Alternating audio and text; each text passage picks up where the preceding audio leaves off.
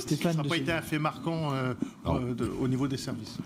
Moi, ça l'est, un fait marquant, les dépôts sauvages. Je tiens à votre disposition une collection de photos week-end après week-end.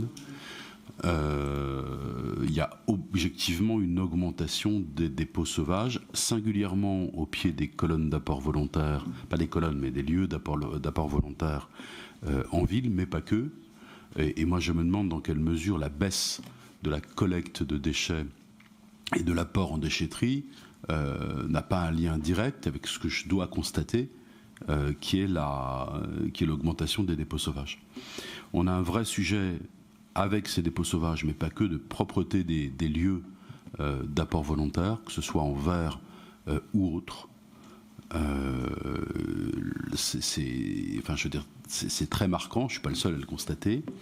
Et le dernier point, mais qui, je l'accorde, n'est pas, selon l'état des informations, de notre responsabilité première, c'est la question de la collecte des vêtements et des textiles en général.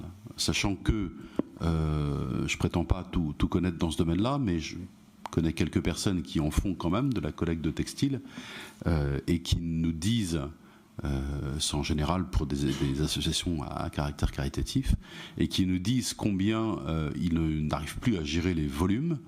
Et quand vous circulez un peu dans l'emballe, voir les bornes d'apport de textiles, elles sont pleines, et ça bouge plus parce qu'ils n'ont plus les moyens soit de collecter, soit éventuellement de transporter. Donc il y a un vrai sujet de ramassage des textiles. Donc 3 points. Les dépôts sauvages, enfin, moi ça me saute aux yeux.